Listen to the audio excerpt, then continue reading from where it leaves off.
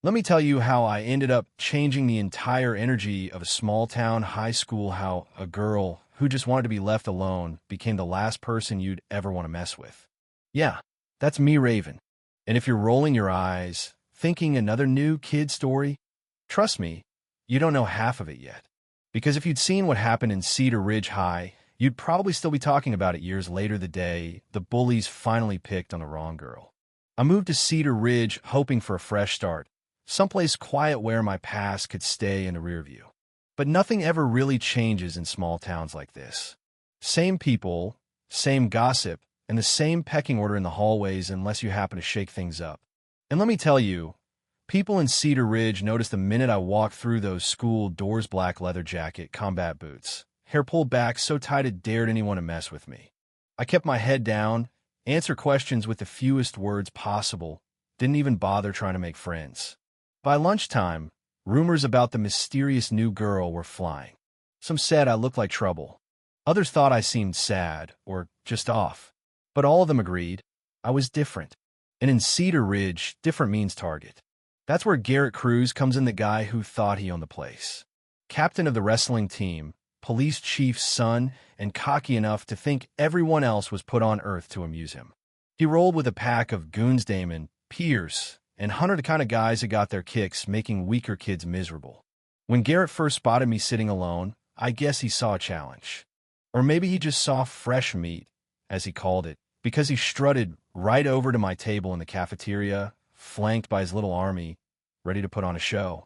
Garrett slammed his hand down, so hard my water bottle jumped. I didn't even flinch.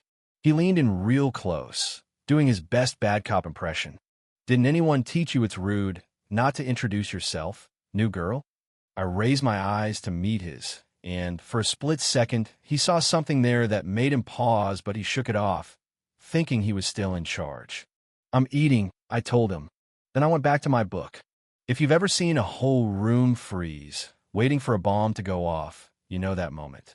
Damon and the other two exchanged glances, and the entire cafeteria went dead silent. Garrett, predictably, doubled down. You've got attitude, he sneered. I like that. Means it'll be more fun when we break you. I didn't even look up. Are you done? You're blocking my light. A couple kids snickered, but Garrett was furious now, leaning in closer and grabbing my book. Rule number 1, you show respect to your superiors. That's when I twisted his wrist so quick he didn't even see it coming, just enough to make him let go and step back, shocked. The entire room buzzed with whispers. Someone had finally stood up to Garrett, and I hadn't even broken a sweat. You could say that was the moment things changed. Garrett stormed off with his crew, his confidence shaken for the first time in years. Watching from across the room was Miss Whitman, the English teacher who'd seen more than her fair share of bullies in 15 years, but she knew I was something different. What none of them realized was this. When someone has spent their whole life learning how to fight, they're not easily impressed by some overgrown teenager with daddy issues. Of course, Garrett couldn't let it go. Over the next week, he and his crew tried everything, accidentally slamming into me in the hallway, dumping my books, making snide comments. But no matter what they did, I never gave them the reaction they wanted. When Pierce bumped into me so hard most kids would have fallen, I just shifted my weight and kept going. When Damon knocked my books down, I picked them up calmly. No drama, no eye contact. That got under their skin more than any argument could have. After a week, Garrett had enough, decided it was time for a showdown. After school, he cornered me in my locker with his whole crew. You're not going anywhere, he growled, blocking my path. I said, I have somewhere to be, and tried to step around him. He grabbed at my arm, but I slipped out of his grasp like water, and he stumbled forward off balance, looking more ridiculous than dangerous. You think you're tough, he snapped.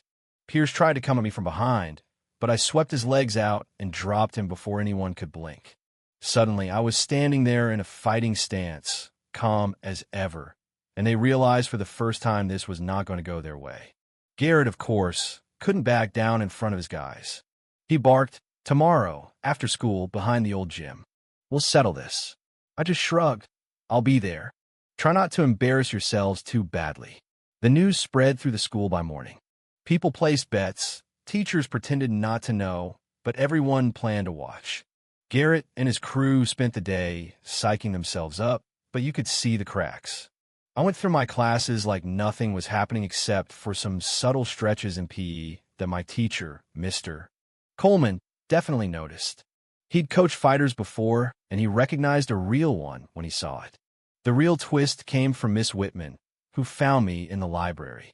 She sat down and said, "I know what's happening after school. I should stop it, but I won't.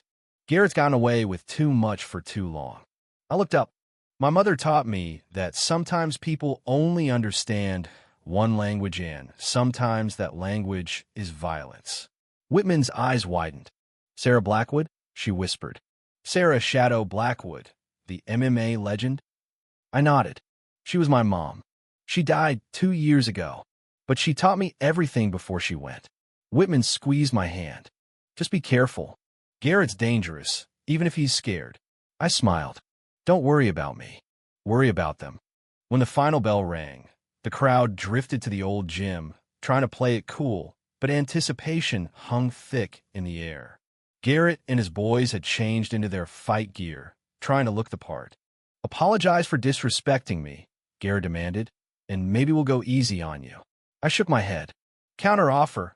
You walk away and act like decent people, and I won't embarrass you." Garrett laughed forced. "You really think you could take all of us?" I smiled a real, cold smile. "I don't think. I know." At his signal, all 4 of his guys rushed me. Hunter led with a wild punch. I ducked, flipped him over my hip, and he didn't get back up. Pierce came from the left, tried to grab me. I dropped him with an elbow and a pressure point strike. Damon tried to jab and keep distance, but I slipped inside, palm struck his chin, kneed his midsection, and he folded. 3 down in under 20 seconds, and the crowd was dead silent. Garrett was the last one, standing, his confidence finally gone. I didn't even raise my voice. "You wanted this. I warned you. How's it feel to have someone else in control for once?" Garrett's legs gave out. He fell, begging me to stop. I let him off with a warning, turned to the crowd, and said, "It's over.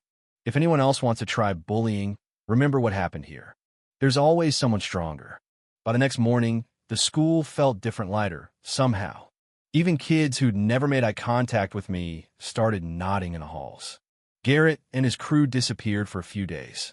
When they came back, they kept their heads down and avoided everyone.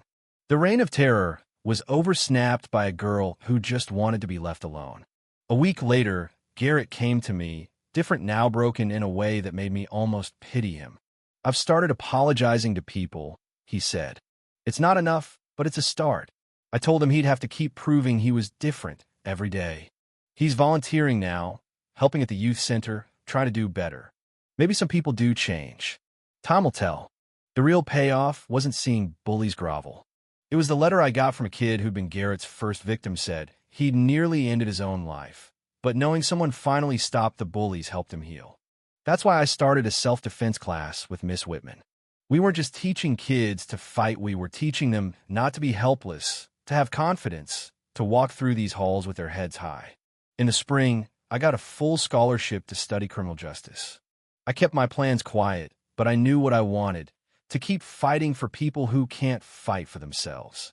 Graduation came, and for the first time, I felt like I belonged, not as the scary new kid, but as someone who'd changed things for the better.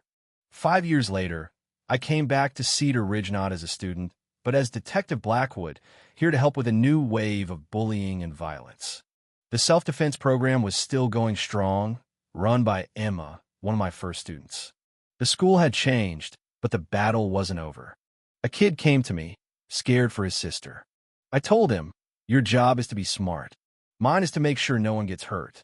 Because that's what strength is for, not for dominance, but for protection. So, tell me, what would you have done in my place? When is it right to stand up and fight back? And do you think people like Garrett can ever really change?" Share your thoughts below. Let's see where you stand on justice, redemption, and what it really means to be strong.